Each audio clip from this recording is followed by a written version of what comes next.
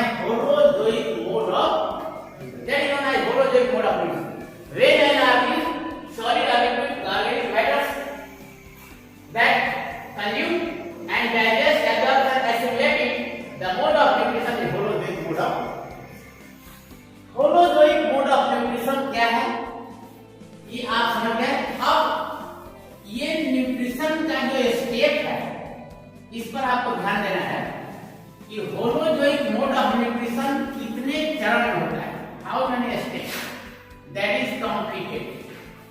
ध्यान दीजिएगा, here be alert, that is steps of holozoic mode of nutrition. holozoic mode of nutrition. ध्यान दीजिए, mode of nutrition. That mode of nutrition completed in 5 steps. First step, that is known as ingestion. Second, that is digestion. ध्यान दीजिएगा, digestion.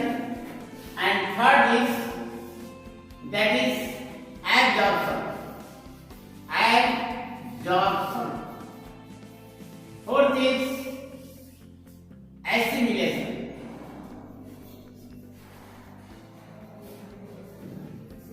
And fifth is egestion.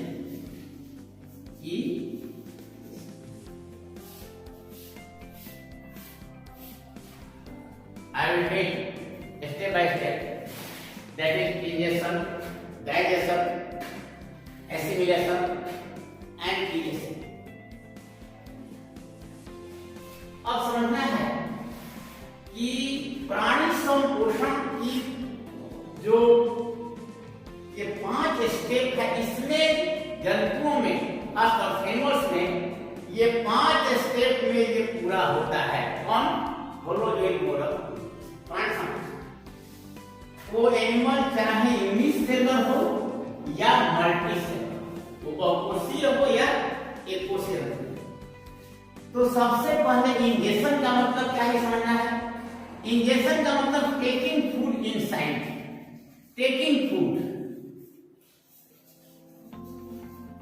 Inside, अंदर लेना, engulf करना, taking in food. भोजन का जीवों के द्वारा ग्रहण करना। अब माउथ है तो माउथ से करेंगे, या किसी में माउथ नहीं भी होता है तो उसके किसी अन्य ऑर्गन से वो भोजन उसके अंदर प्रवेश, जैसे अमीबा में पैरामीशियम में तो साइटोस्टोम होता है, लेकिन अमीबा में कोई माउथ नहीं होता, लेकिन फिर भी उसमें भोजन अंदर प्रवेश करता है। तो भोजन का अंतर्ग्रहण, इसको हम हिंदी में कहते हैं अंतर्ग्रहण, इनजेक्शन। सेकेंड है digestion, that ingested food is digested. ये भोजन का यहाँ पाचन होता है। अब पाचन का अर्थ क्या है? Breaking down, breaking down of complex organic food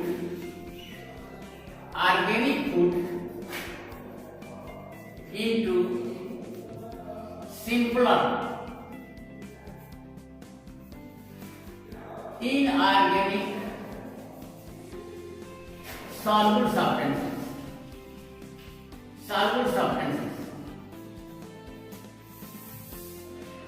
digestion का अर्थ है कि जो हम भोजन किए उस भोजन का सरलीकरण, सिंप्लीफिकेशन, यानी टूट जाए।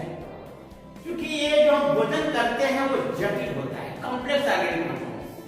और as you know our body consist of millions of minute sales.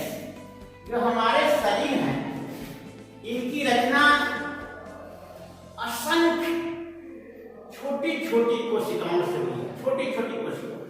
अब ध्यान दीजिए, छोटी छोटी कोशिका क्या करेगी?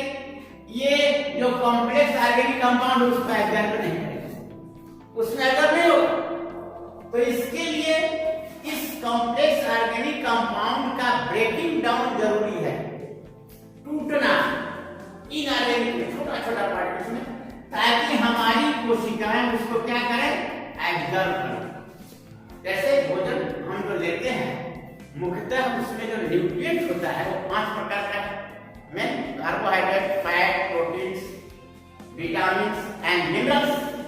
तो देखिए विटामिन्स और मिनरल्स का डाइजेशन नहीं होता। क्यों? क्योंकि इतने वो छोटे होते हैं जो हमारी कोशिका उसको अब्जॉर्ब कर लेती है। लेकिन जो हम लोग भोजन में लेते हैं कार्बोहाइड्रेट, फैट, प्रोटीन्स, ये जटिल अणु है, इनका कोशिका हमारी एब्जॉर्ब नहीं कर पाएगी, इसलिए इनको सॉल्युबल फॉर्म में बदलना होगा।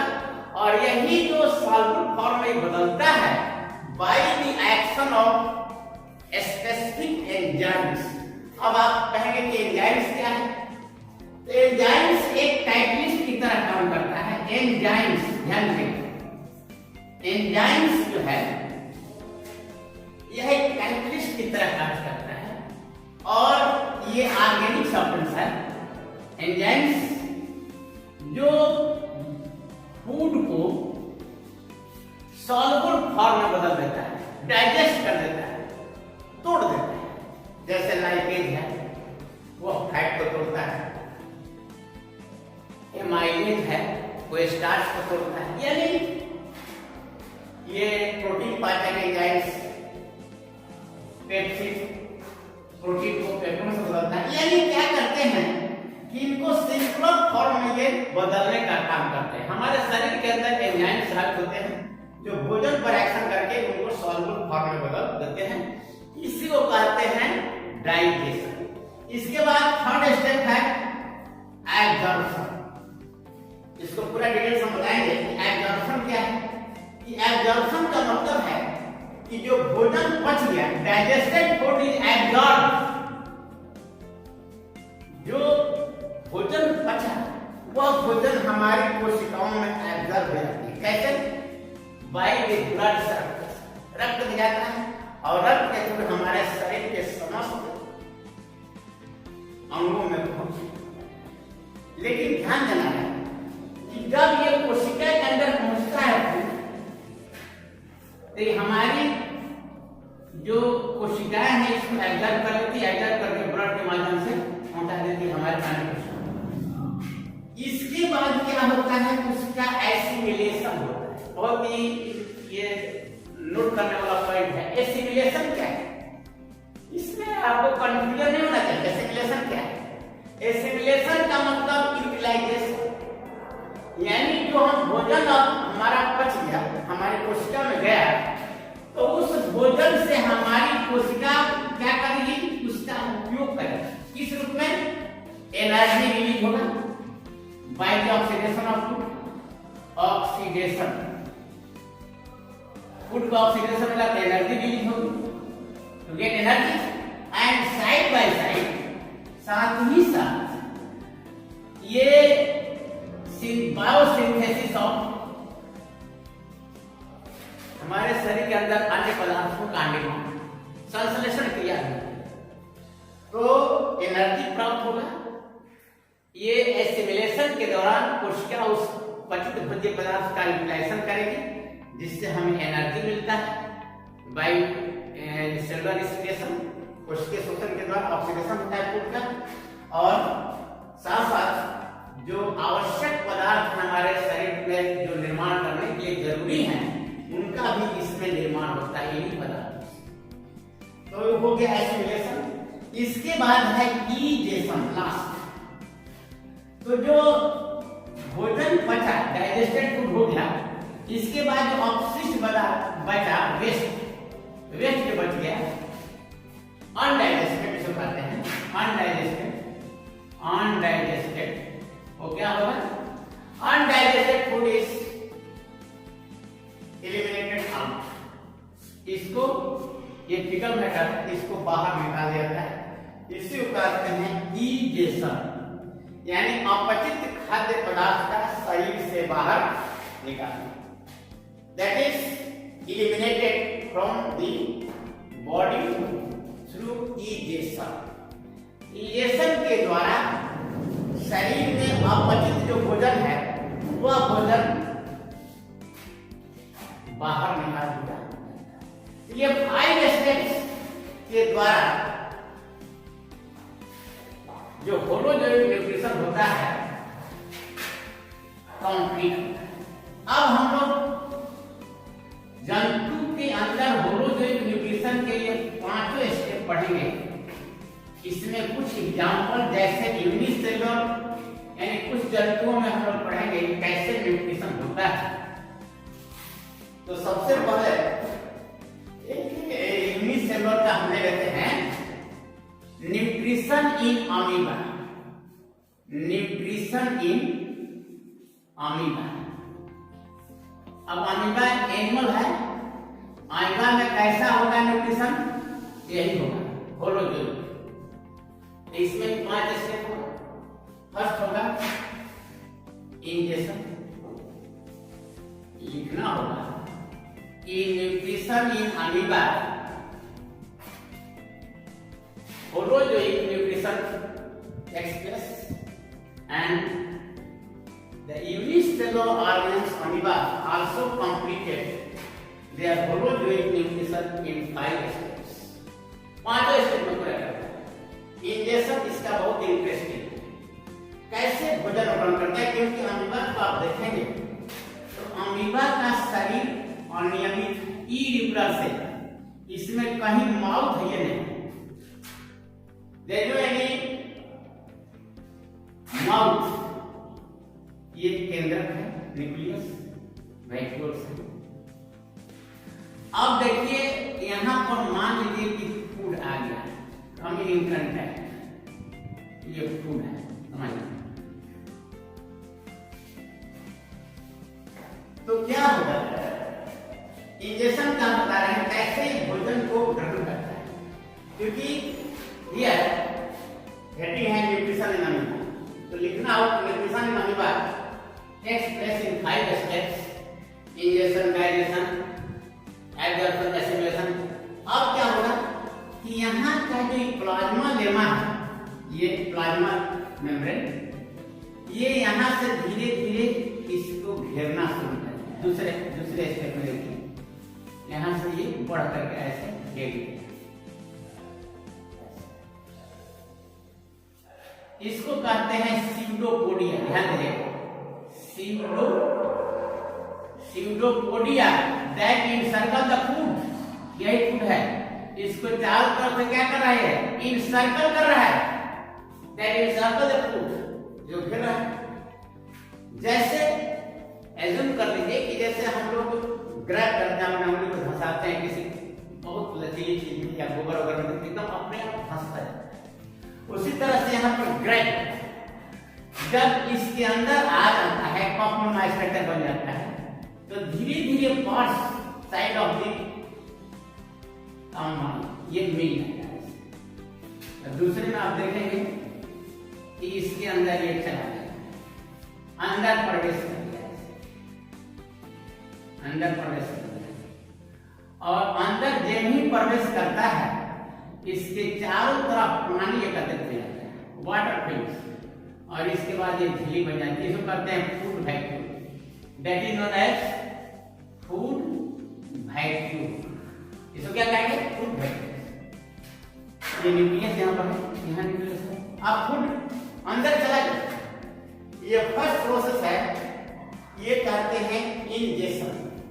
इसमें भोजन जो है अंदर चला गया, और इसके बाद यहां से फिर अब इसका डाइजेशन होगा, इस फूड का, न्यूक्लियस है, ये फूड है, इस पर डाइजेशन होगा, ऐसे जाएंगे, और तब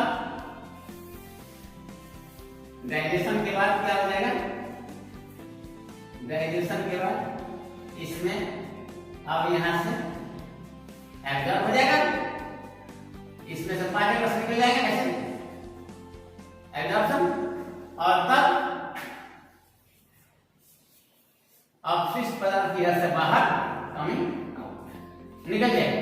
इस तरह से अमीबा में कोई मुख नहीं है, और जो भोजन है सीधे सीडोपोडिया बनाकर ग्रहण करता है, उसका पाचन होता है, ये सेलुलर पाचन है, बिल्कुल अंदर सेल के अंदर ही साइटोप्लाज्म से पाचन होता है, और इसको कहते हैं हम सर्कमवैलेशन।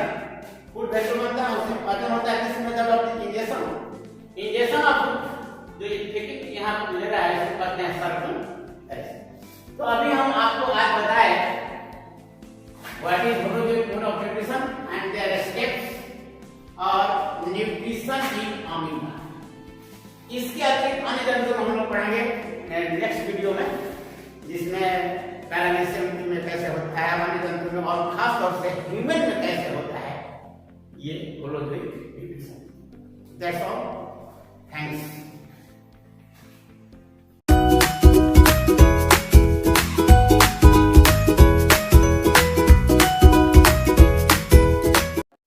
सब्सक्राइब करें हमारे चैनल को और बेल आइकन दबाना बिल्कुल मत भूलें।